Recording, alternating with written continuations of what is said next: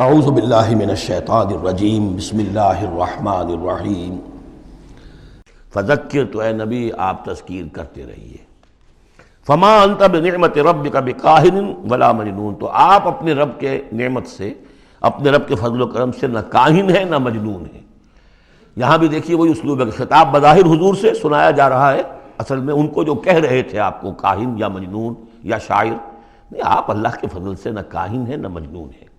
آپ ان کی باتوں پر نہ جائیے، یہ بے وقوف جو کچھ کہہ رہے ہیں بس سن لیجئے، ایک کان سے سنیے دوسرے سے نکال دیجئے، اپنے کام میں لگے رہیے، تذکیر کرتے رہیے.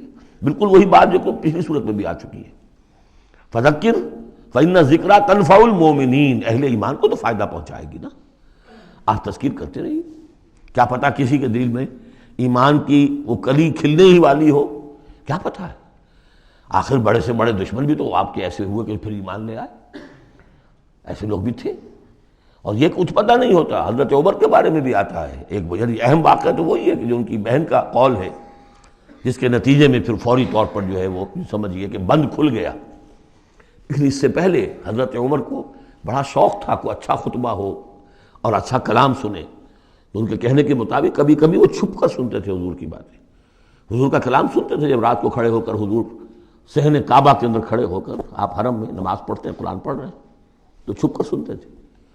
اور تاکہ یہ کہ وہ لذت جو اس کلام کے اندر ہے، یہ مٹھاس ہے، تو اندر ہی اندر تو وہ جیسے کہ اندر ہی اندر چیز گھر کر رہی تھی. ایک وقت میں آیا فاطمہ بنت خطاب رضی اللہ تعالی عنہ، حضرت عمر کی ہمشیرہ، تو انہوں نے جب یہ کہا کہ عمر چاہے ہمیں ہلاک کر دو، اب ہم اس دین کو چھوڑنے والے نہیں ہیں، تب وہ جو سمجھیے کہ وہ بند کھل گیا، ایمان لے آئے.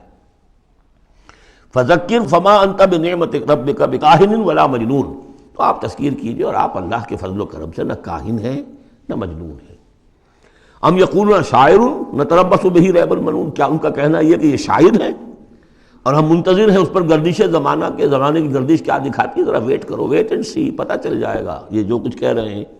تو ذرا ابھی جلدی نہ کرو، ایمان مت لاؤ فوراً. وہ ایک دوسرے کو اس طریقے سے تھامتے تھے. قل تربصوا، کہہ دیجیے اچھا کر لو انتظار. فإنی معکم من المتربصین، تو میں بھی تمہارے ساتھ انتظار کر رہا ہوں. ام تامرہم احلامہم ھذا ام ہم قوم طاغون، کیا ان کی عقلیں انہیں یہی کچھ سکھا رہی ہیں، یا یہ کہ یہ جان بوجھ کر طغیانی اور سرکشی کر رہے ہیں.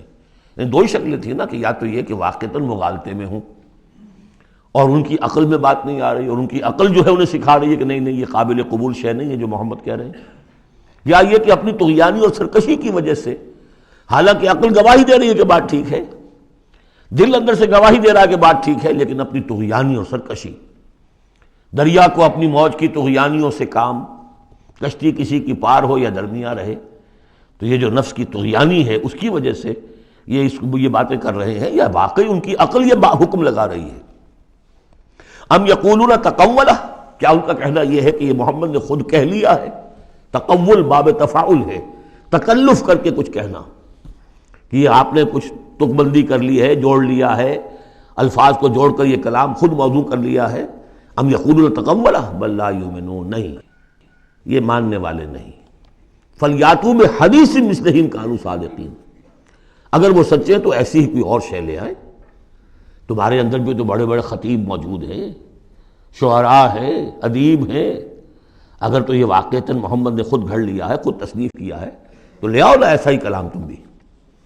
ام خلقوا من غیر شیء ام هم الخالقون، یہ فلسفے کا بڑا گہرا مسئلہ ہے. کیا یہ بغیر کسی کے بنائے خود بن گئے ہیں، یا انہوں نے خود اپنے آپ کو پیدا کیا ہے؟ ظاہر بات ہے کسی شے کے لیے دو ہی شکلیں ہیں، کوئی شے کسی کے بنائے بغیر خود بخود تو نہیں بنتی.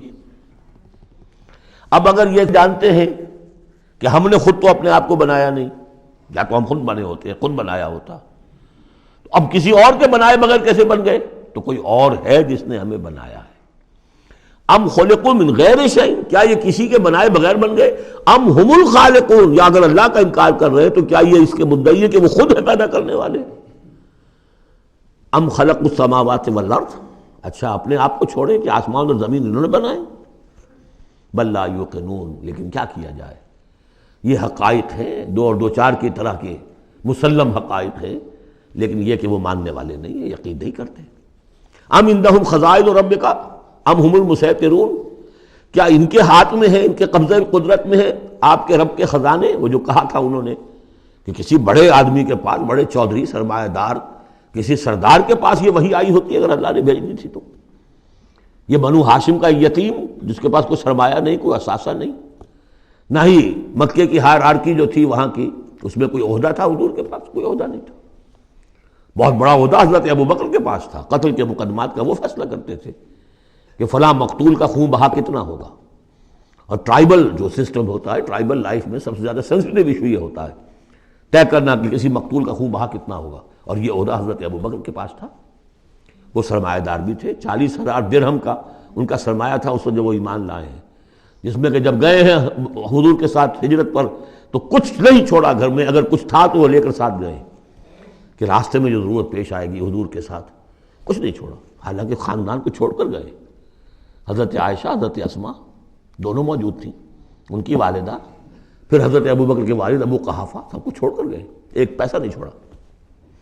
تو ظاہر بات ہے کہ یہ اللہ تعالیٰ نے جس کو بھی یہ ہمت دی ہے۔ تو یہ جو کہتے ہیں کہ کسی اور کے پاس کیوں نہیں وہی آئی، تو کیا تمہارے آپ کے رب کی جو رحمت ہے اس کے خزانوں پر ان کا تسلط ہے، ان کا زور چلتا ہے؟ ام ہم المسیطرون، یا یہ داروغہ ہیں؟